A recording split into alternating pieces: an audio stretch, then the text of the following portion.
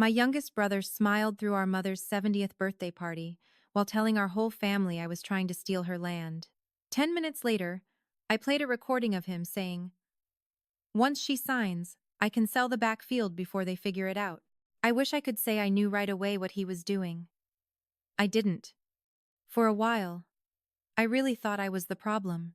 I lived 2.5 hours away from my mother's house. I had a full-time job, and I had a habit of letting guilt do most of my thinking when it came to my family. My brother Ryan lived with Mom after she got out of the hospital.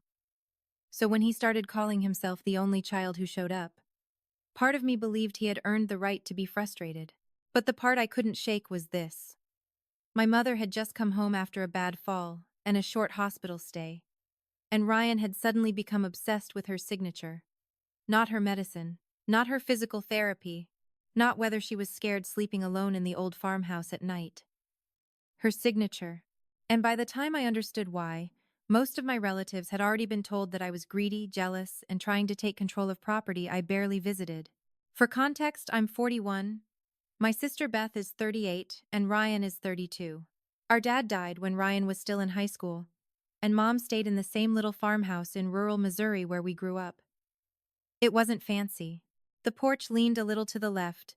The kitchen floor had one soft spot near the pantry, and in winter the windows rattled like they were arguing with the wind.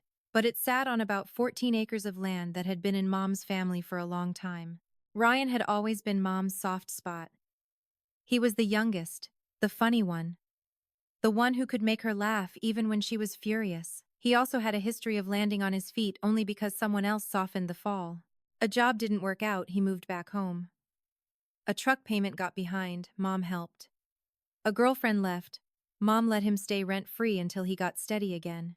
Beth and I complained sometimes, but not loudly.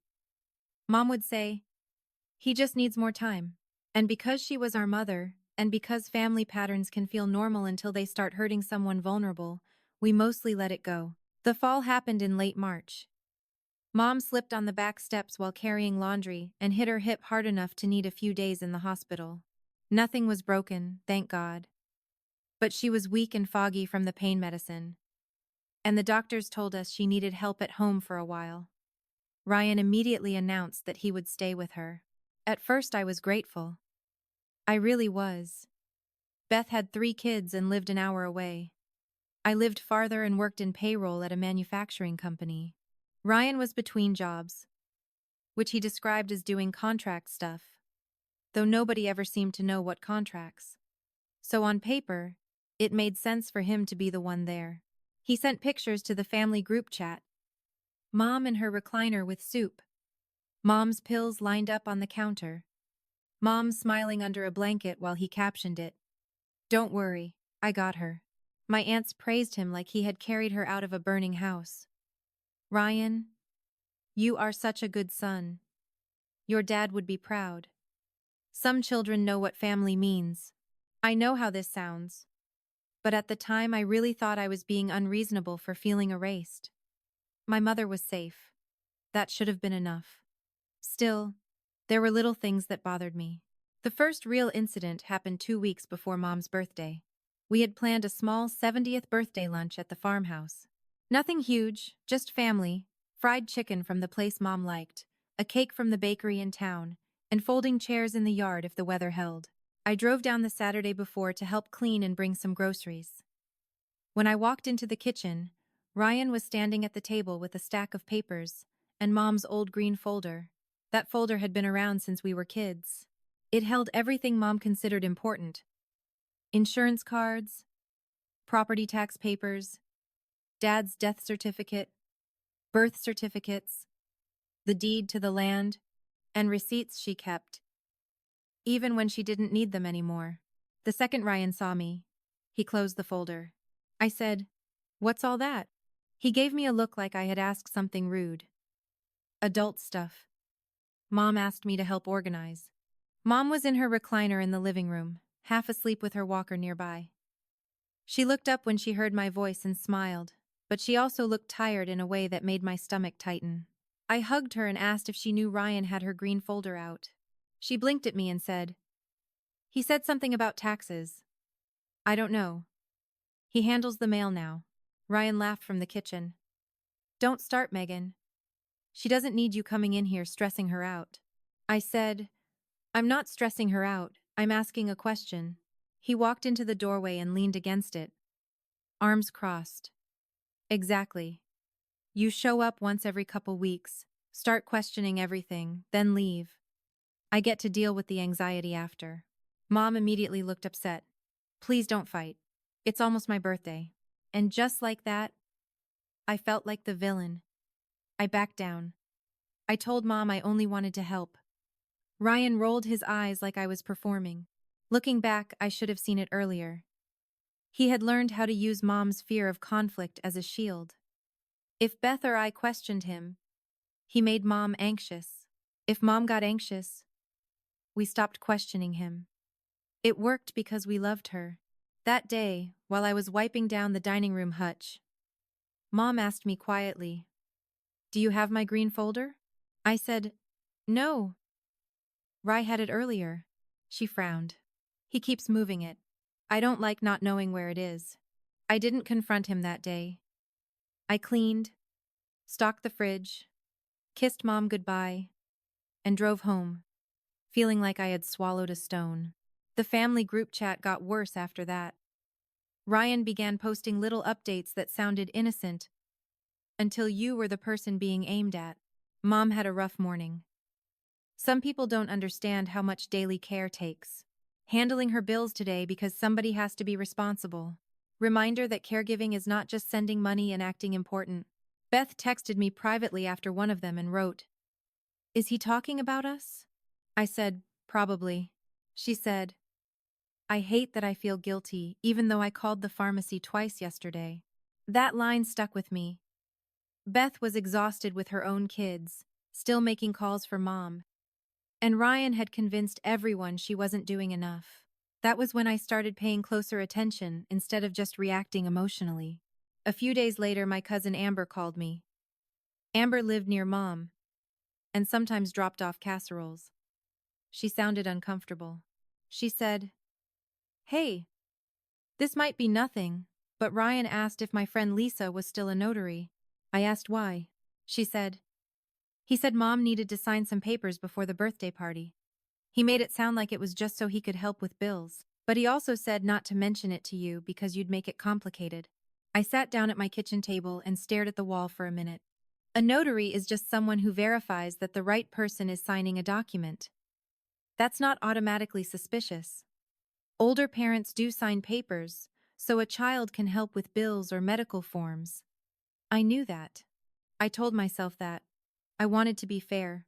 But why before the birthday party? Why secret? Why did he specifically say not to mention it to me? I called Mom that night. Ryan answered. She's sleeping. It's 7:30. She's tired. Can you have her call me when she wakes up? He sighed loudly.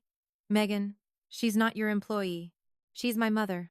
Then act like it and stop interrogating her. I almost snapped. But I didn't. I asked one more question.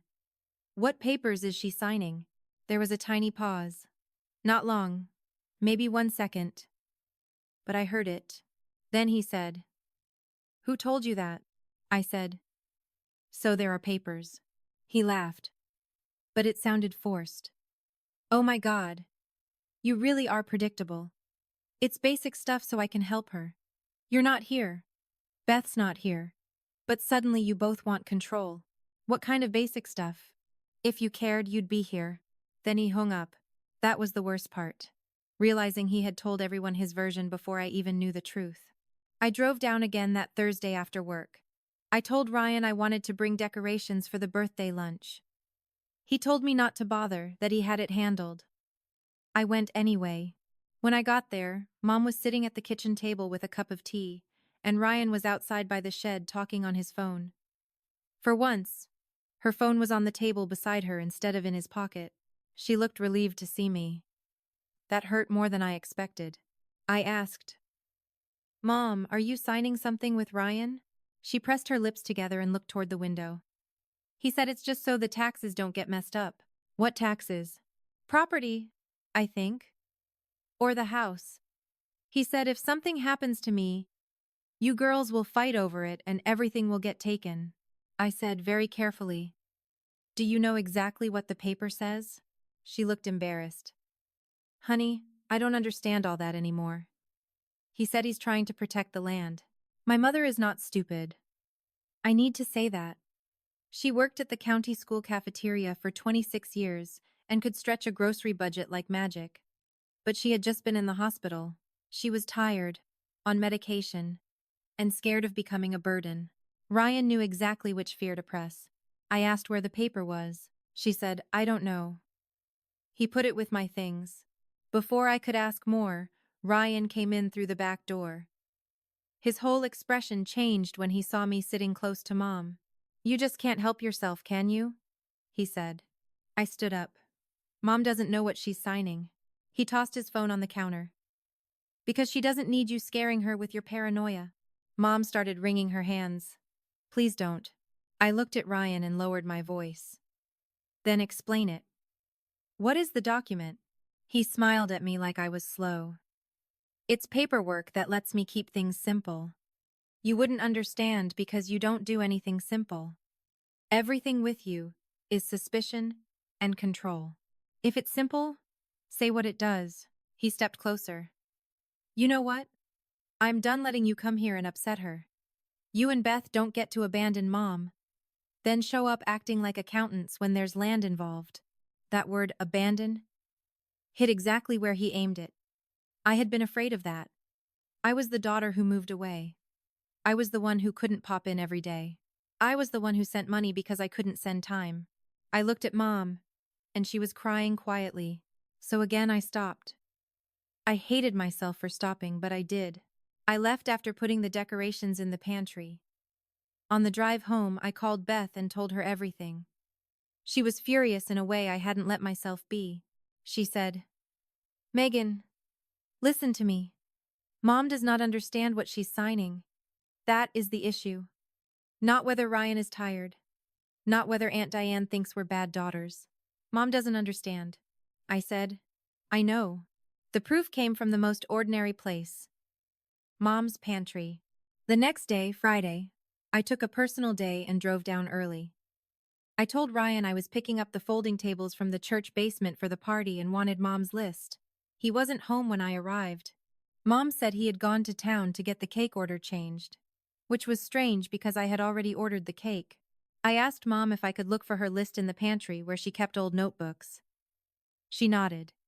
While I was moving a stack of Christmas tins, I saw a brown envelope shoved behind a box of light bulbs. It had Mom's name written on it in Ryan's handwriting. I know some people will say I had no right to open it.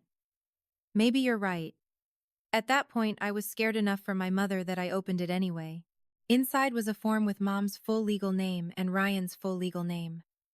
I didn't understand every word, but I understood the plain sentence in the middle. It would transfer Mom's property to Ryan, not let him help with bills, not give him permission to call the electric company, not protect the land from taxes. It put the land in his name. There were sticky notes on the signature lines. One said, Mom signs here. Another said, Lisa witness. A third said, before lunch. I took photos with my phone. My hands were shaking so badly I had to take one of them twice. Then I put everything exactly where I found it. I didn't tell Mom right away because Ryan's truck pulled in as I was closing the pantry door. I barely had time to slide the Christmas tin back. He walked in carrying a bakery box and stopped when he saw me. You again? I said. I picked up the table list. He looked past me toward the pantry. What were you doing in there? Looking for Mom's notebook. He stared at me for just long enough to make it clear he knew I had been near something he didn't want touched. Then he smiled. Careful, Meg, he said. People are already worried about how intense you're getting. I asked, what people? He shrugged. Family. Mom's neighbors. You know, people who actually see what's going on. That afternoon, the smear campaign moved from hints to open accusation. Aunt Diane wrote in the family chat, I just want to say this before Sunday. Your mother deserves a happy birthday without anyone making it about inheritance. Ryan has sacrificed a lot. Everyone should remember who has actually been there. Then Ryan added, Thanks, Aunt Diane. I'm trying not to say too much. But some people only care now because they heard paperwork was being handled. My cousin Matt replied, "That's disgusting." I typed 3 different responses and deleted all of them. Beth called me and said not to respond yet. We had photos of the form, but photos could be dismissed. Ryan would say I snooped. He would say I misunderstood. He would say the form was just a draft. Or that Mom wanted it. Or that I was twisting things because I wanted the land. We needed him saying the quiet part out loud. I didn't plan the recording the way people do in movies. It happened because Mom wanted a birthday video. She had asked me weeks earlier if I could record a few relatives saying nice things because she liked watching family videos on her tablet. On Saturday evening, I went over to help set up chairs, and I used my phone to record Mom telling a story about Dad trying to bake her a birthday cake our first year in the farmhouse. After she finished, she got tired and asked to lie down. I set my phone on the kitchen counter, still recording, because I thought I might catch her saying something else later. I honestly forgot it was running. Ryan came in from the porch with his friend Colton, who was not family but had been around Ryan since high school. I was in the hallway helping Mom get settled. The kitchen window was open. My phone was on the counter beside the napkins. I heard Colton say, "You really think she'll sign tomorrow with everybody here?" Ryan said, "She'll sign before everybody gets here. Lisa's coming at 11. Mom trusts me." Colton laughed and said, "Your sisters are gonna lose it." Ryan said, "Let them. Once she signs, I can sell the backfield before they figure it out. They don't even know what the land is worth now." I froze in the hallway. Colton said something about developers buying outside town, and Ryan answered, "Exactly. Mom doesn't need 14 acres. She needs someone making decisions. Megan will whine about memories and Dad and all that. But she hasn't cut that grass in 20 years. I stood there with one hand on Mom's bedroom doorframe trying to breathe quietly. Then Ryan said the part that still makes me feel sick. "And if Mom cries, I'll tell her Megan wants to put her in a home. She'll sign anything if she thinks it keeps her here." I went cold all over. I walked back into the kitchen before they could keep talking. Ryan saw me, and for half a second his face dropped. Then he became normal again. "Everything okay?" he asked. I picked up my phone. The screen was still showing the recording timer. I turned it off without looking at him. "Yeah," I said. "Mom's resting." He looked at the phone, then at me. I don't know if he realized what had happened. Maybe he did. Maybe he didn't want to ask because asking would make him look guilty. Either way, he didn't say anything. I went outside and sat in my car with the doors locked. I listened to the recording once, just enough to make sure it had captured the words. It had. I cried. In a way that embarrassed me, even though nobody could see. Not because of the land. Not even because of Ryan trying to sell it. I cried because he had studied our mother well enough to know exactly how to scare her into signing away the only thing she had left. I sent the recording to Beth. She called me 30 seconds later. She didn't say hello. She said, "Do not send that to the group chat yet." I said, "I want to." "I know. Don't. He'll twist it before tomorrow. What if he gets her to sign before we can stop it?" Beth was quiet for a moment. Then she said, "I'll be there at 10. You be there at 9:30. We stay with Mom. He doesn't get her alone." That night, Ryan posted one more message in the family chat. "Tomorrow is Mom's Day. I'm asking everyone to please not let certain people turn it into a fight about property. If you hear accusations, just remember who's been here every night." I sat on my bed and read those messages until my eyes hurt. I didn't answer. Not because I was calm. Because I understood that Ryan wanted me to look unstable. Every angry sentence I typed would become part of his story. The birthday party was on Sunday. I got there at 9:30 like Beth and I planned. Ryan's truck was already in the driveway. So was a silver sedan I didn't recognize. My stomach dropped when I saw a woman standing on the porch with a folder under her arm. It was Lisa, Amber's notary friend. Ryan opened the front door before I even knocked. "You're early," I said. "So is Lisa." His expression hardened. "She's a friend helping with paperwork. Don't embarrass yourself." I stepped inside without waiting for permission. Mom was at the kitchen table wearing the lavender blouse Beth had bought her. Her hair was brushed, but her eyes looked tired. In front of her was the brown envelope. Lisa stood near the sink looking uncomfortable. I don't think she knew what she had walked into. She said, "I was told your mother needed something witnessed." Ryan cut in. "She does. It's very simple." I sat down beside Mom. "Mom, before you sign anything, can you tell me what that paper does?" Ryan snapped. "Do not start." I ignored him and looked at Mom. She touched the edge of the envelope. "It's so Ryan can keep the place safe." "Safe how?" She looked at Ryan.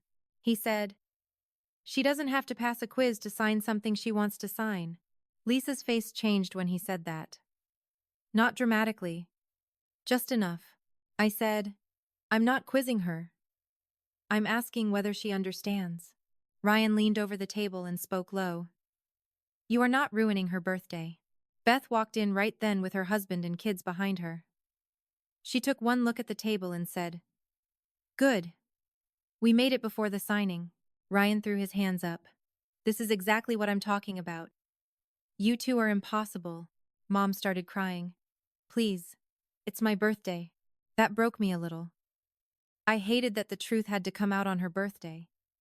I hated that Ryan had chosen that day because he knew none of us would want to upset her in front of family. He had turned her own celebration into cover.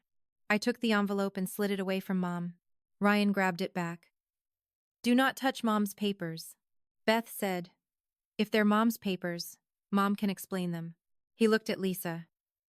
"Can you please tell them this is normal?" Lisa said carefully, "I can witness a signature. I can't say whether anyone should sign." Ryan muttered, "Unbelievable." Guests started arriving around 11. Aunt Diane came in carrying deviled eggs and immediately sensed tension. Ryan got to her first. I watched him pull her aside near the hallway and talk in a low voice. She looked at me, then at Beth, then shook her head like we had disappointed her. By noon, there were about 20 people at the farmhouse. Folding chairs filled the yard. The cake was on the dining table. Mom was in her recliner near the window, trying to smile while everyone fussed over her. Ryan moved through the room like a host. He hugged relatives, accepted praise, and told people where to put dishes. Every few minutes, someone would glance at me with that tight, judging look people get when they think they know the whole story. One of my uncles said, "Megan, don't start anything today, all right?" I said, "I'm not planning to start anything." He said, "Your mother doesn't need stress." I wanted to ask why nobody thought secretly transferring her land was stressful. But I didn't. I just said, "I agree." The humiliation happened after lunch. Ryan stood up with a glass of sweet tea and tapped it with a fork like he was giving a wedding toast. He said, "I want to say something about Mom. She's always been the heart of this family. And these last few weeks have shown me a lot about who steps up and who just talks." The room went quiet. Mom looked down at her lap.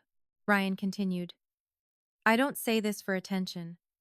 I say it because caregiving is hard. It is every day. It is not dropping by when convenient. It is not sending a few dollars and then acting like you have a say in everything. It's being here.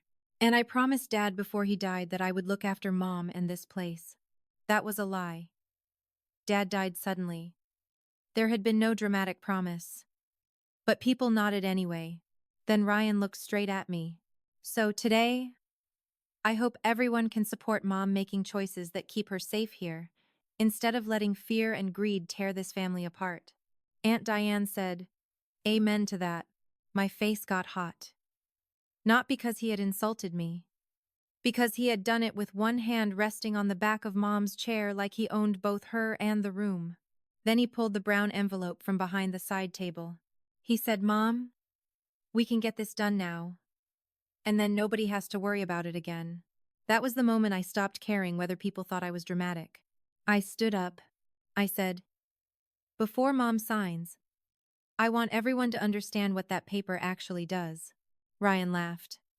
"Here we go." I looked at Mom first, not him. "Mom, do you want Ryan to own the house and land today?" The room went dead silent. Mom's eyes widened. "Own it?" Ryan snapped. Don't twist it. I said I'm asking her. Mom looked at the envelope. Ryan, you said it was to keep things simple. He spoke quickly. It is. It just means I can manage it. You're still here. Nobody's kicking you out, Beth said. The form says the property transfers to you. That means it becomes yours. Ryan pointed at her. You don't know what you're talking about. I pulled out my phone and opened the photos I had taken of the document.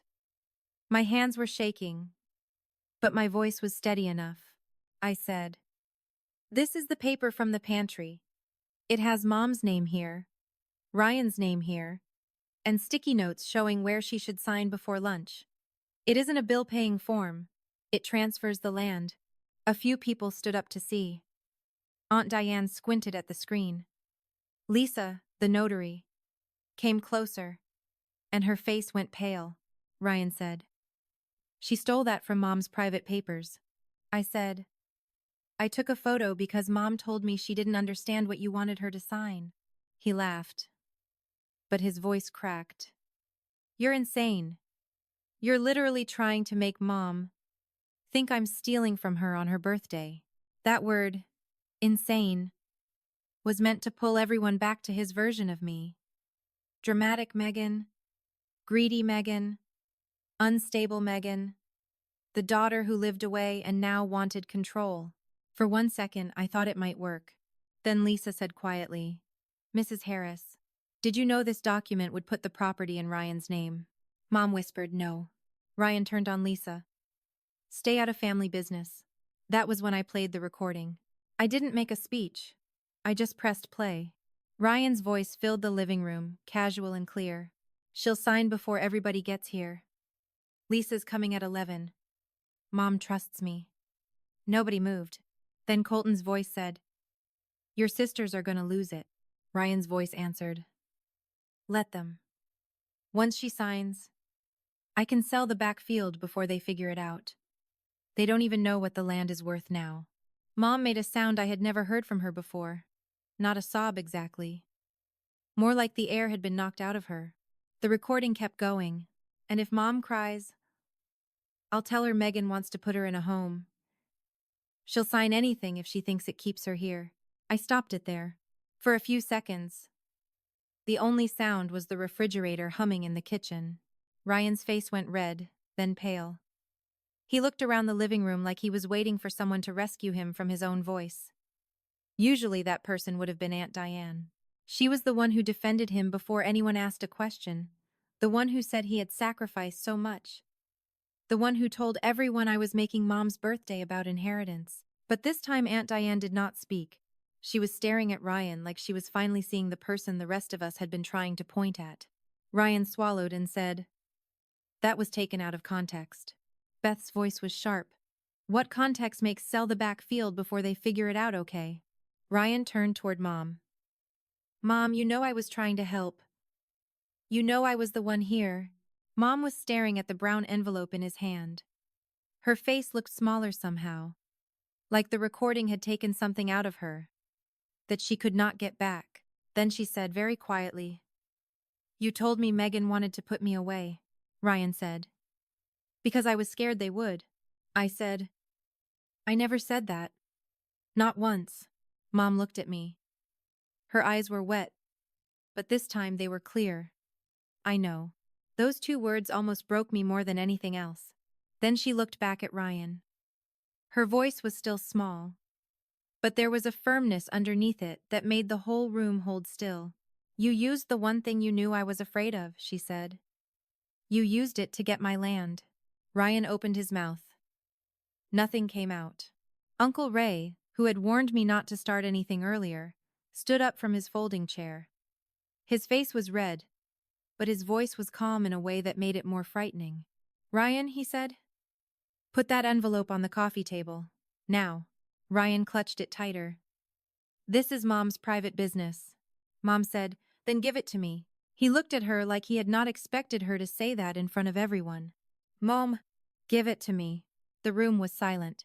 Ryan slowly placed the brown envelope on the coffee table. Uncle Ray stepped forward, picked it up, and handed it to Lisa. Lisa opened it just enough to look at the first page. I watched her eyes move across the document. Then she closed it again and took a step back from Ryan. I am not witnessing this, she said, louder than before. And I need everyone here to understand something. If Mrs. Harris does not clearly understand that this transfers ownership of the property, she should not sign it. Not today. Not like this. That sentence did more than any accusation I could have made. It took the argument out of the ugly fog of sibling drama and put it into plain English. Mom had not understood. Ryan had known that, and everyone had heard him admit what he planned to do after she signed. Ryan pointed at Lisa. You don't know our family. Lisa looked at him and said, No. But I know what pressure looks like. Aunt Diane made a small sound, almost like a gasp. She lowered herself into one of the folding chairs and put one hand over her mouth. Ryan tried to recover. He turned to the room, spreading his hands like he was still the host of the party. All of you are acting like I'm some monster, he said. Who was here when she couldn't get to the bathroom alone? Who cooked? Who dealt with her medicine? Megan? Beth? No. Me. But now everyone wants to judge because I tried to protect myself too. Beth said, Protect yourself from what? Mom owning her own house? Ryan glared at her. Then my nephew, Beth's 12-year-old, spoke from near the doorway. Uncle Ryan, he asked. Why did you say you'd sell it before they figure it out? Nobody laughed. Nobody scolded him.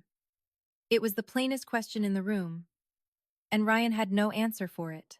Mom reached for the arm of her recliner and pushed herself upright. Beth moved to help her, but Mom raised one hand. She wanted to stand on her own. It took her a moment. Her legs were still weak from the fall. When she finally stood, the room seemed to change around her. She looked at Ryan and said, I want my keys. Ryan blinked. What? My house keys. My mailbox key. My phone. My green folder. Everything you have been keeping for me. I want it all back today. He looked humiliated before anyone else said a word. Mom, don't do this in front of everyone. She answered, You tried to make me sign my home away in front of everyone. That was the line that ended him. A few relatives looked down at the floor. Cousin Matt, who had called me disgusting in the group chat, stared at his shoes. Aunt Diane started crying silently. But this time nobody comforted her. We were all looking at Ryan. He tried one more angle. So that's it? After everything I did? You're choosing them?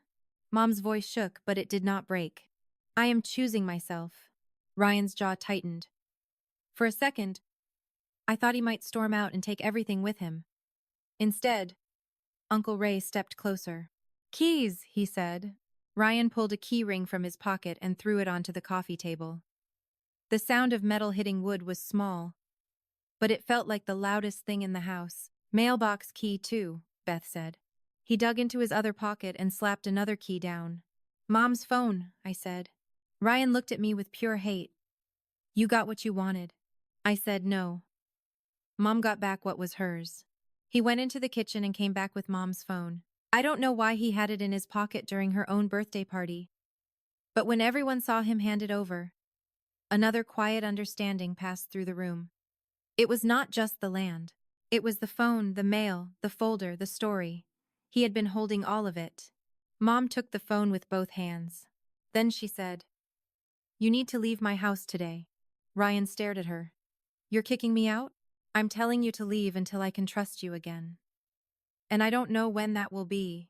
He looked around the room one last time, searching for help. This time no one gave it to him. Uncle Ray picked up the brown envelope and said, This stays with me until she has a lockbox, Lisa added.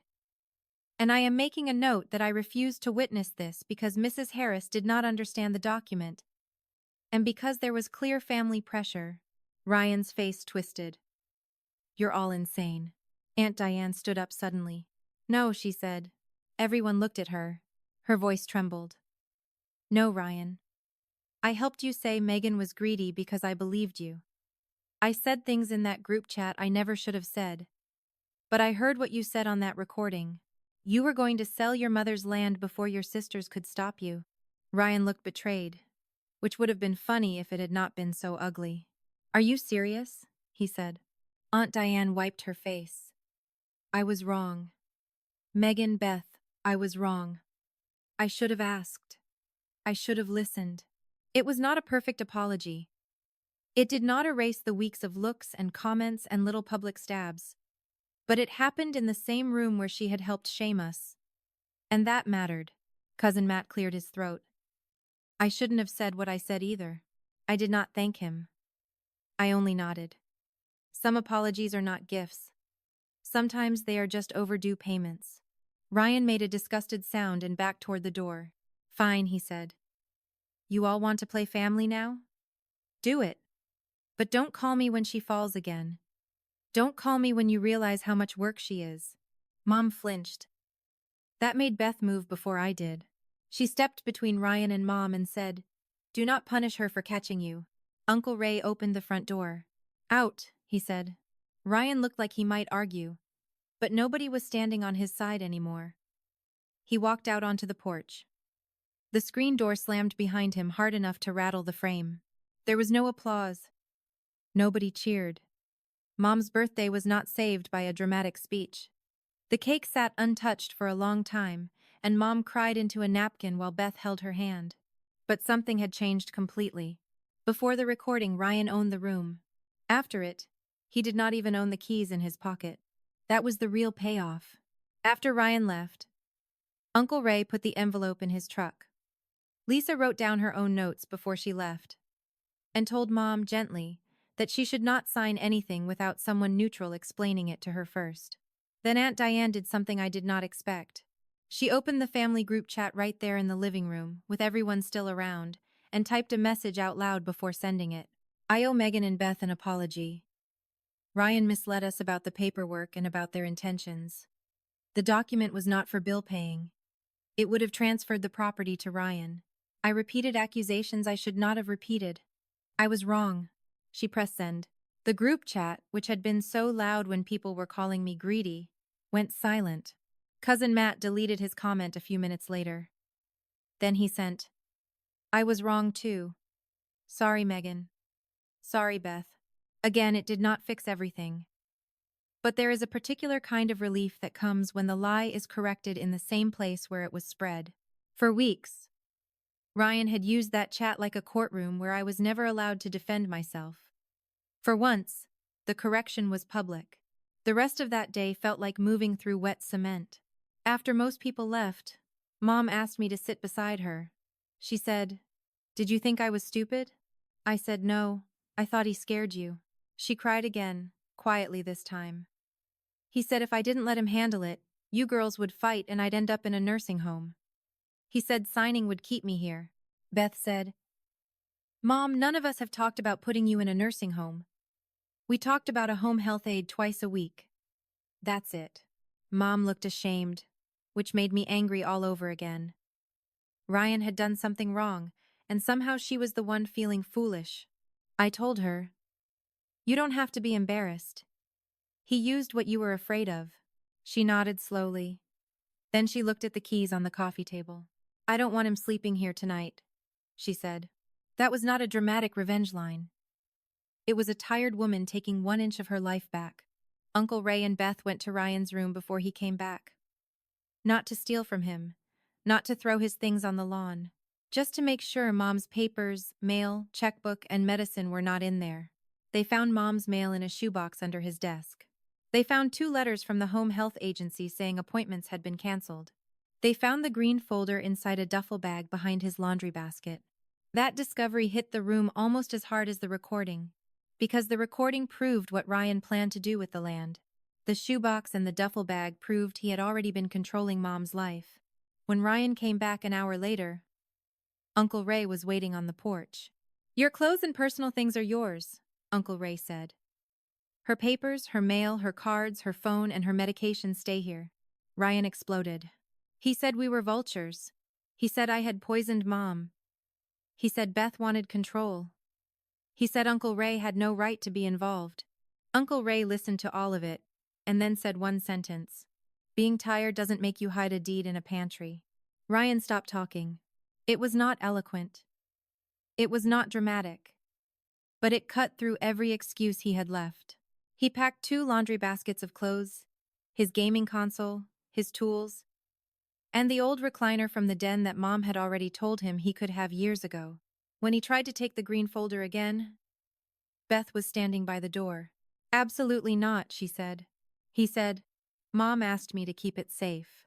Mom was sitting in the living room with her phone in her hand for the first time in weeks. Beth turned toward her and asked directly, "Mom, did you ask Ryan to take your green folder?" Mom said no. Beth held out her hand. Ryan had to give it back in front of the same relatives who had spent the afternoon calling him the good son. That was the moment his face finally cracked. Not when I played the recording. Not when Lisa refused to witness the paper. It was when he had to hand over the green folder like a child caught stealing from his own mother. He called us vultures as he did it. But this time nobody nodded along. That evening Mom came to Beth's house. It was supposed to be for one night. It turned into 2 weeks. Ryan sent a dozen texts the first night. First angry, then wounded. "You turned everyone against me. I hope you're happy now that Mom thinks I'm evil. I gave up my life for her. You better be ready to do everything since you wanted control so bad." I didn't answer most of them. Beth didn't either. We started a separate text thread with just me, Beth, Mom, and Uncle Ray. We used it for practical things. Medication times. Appointment dates. Grocery lists. Who was staying overnight. It was boring and honest, which felt like a relief. The family group chat stayed silent for 2 full days after Aunt Diane's apology. Then people started correcting themselves in small ways. One cousin wrote, "I don't want to pile on, but I should have asked questions before believing Ryan." Another aunt wrote, "Megan, I repeated something I should not have repeated. I'm sorry." A few relatives did not apologize. One aunt said Ryan had been under pressure and needed compassion. Uncle Ray shut that down by replying, "Pressure doesn't make a man cancel help for his mother and hide her mail." That line spread faster than any long explanation could have. Over the next week, Beth and I went through everything with Mom's permission. We found more small things. Nothing as sharp as the recording, but enough to make the pattern undeniable. Mom's mail had been stacked in Ryan's room, not on her desk. 2 home health visits had been canceled because Ryan told them family had it handled. He had used Mom's debit card for gas several times without telling her, then described it as running errands for her when Beth asked.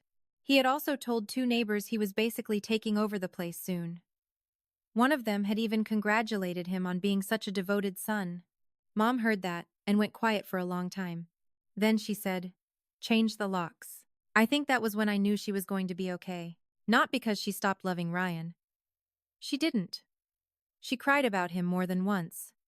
She worried where he would go. She asked Beth if Colton's place had heat. She is still his mother. And love does not switch off just because someone hurts you. But love and access are not the same thing. The next morning, Uncle Ray helped Mom call a locksmith.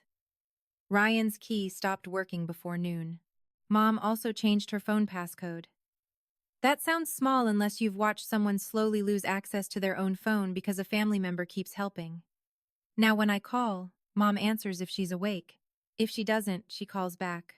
No more Ryan filtering conversations and telling her who is too busy for her. Update. Mom is back at the farmhouse now, but Ryan is not living there. Beth stays with her 2 nights a week. I drive down every weekend. And we hired a local woman named Marlene to come by in the mornings. Mom pays Marlene from her own account, and Beth and I help cover groceries. Uncle Ray checks the mail for now, but only because Mom asked him to, and he brings it straight to her kitchen table. The green folder is in a lockbox at Mom's house, and Mom has the key. Beth and I know where the spare is, but Ryan does not. The brown envelope is not in the house anymore. Mom asked Uncle Ray to shred the copy Ryan had prepared after she spoke to someone at the county office and confirmed she did not want that transfer filed or signed. The land is still Mom's. The backfield is still there. Last weekend, I drove her out in Uncle Ray's golf cart because she wanted to see the pond. She sat there in the late afternoon, looking at the grass Dad used to cut, and said, "I almost signed it away because I was scared." I told her, "You didn't." she said. Because you didn't let me. I don't know if that is completely true. I think the truth is messier. I almost let it happen because I was scared of looking greedy. Beth almost stayed quiet because she was scared of upsetting Mom. Mom almost signed because Ryan made fear sound like love. All of us were trapped in the same family habit of avoiding conflict until the conflict became the danger. Final update. Ryan still says he was misunderstood. He sent Mom a long message saying he only wanted to protect the property and that I poisoned everyone against him. He also demanded the recliner he had forgotten in the den and said he should be paid for the time he spent caring for her. Mom read the message twice. She cried the first time. The second time, she put the phone down and asked Beth to help her write back. She sent him 3 sentences. I love you, but you lied to me. You used my fear to try to take my home. Until you can admit that, you do not get my keys, my papers, or my trust. He did not respond for 2 days. When he finally did, it was another long message about being unappreciated. Mom did not answer. That is where things are now. I don't know if Ryan will ever admit what he tried to do. I don't know if Aunt Diane will ever understand how much damage her public comments did. I don't know what Mom's care will look like a year from now.